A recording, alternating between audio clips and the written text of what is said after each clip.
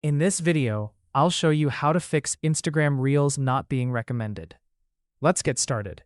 If your Reels are not getting recommended or reaching new people, here are a few things you can do to fix it. First, open the Instagram app on your phone. Tap on your profile icon at the bottom right corner. Now, tap on the three lines in the top right corner.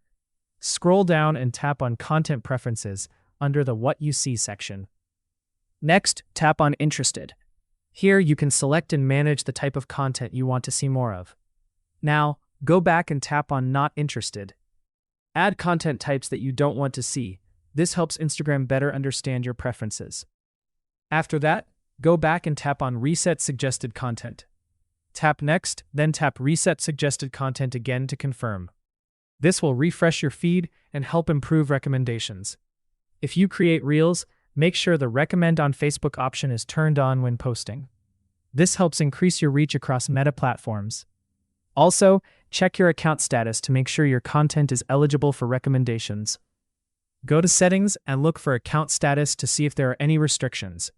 And that's it. These steps should help improve your Reels recommendations. If you found this helpful, don't forget to like, comment, and subscribe for more Instagram tips.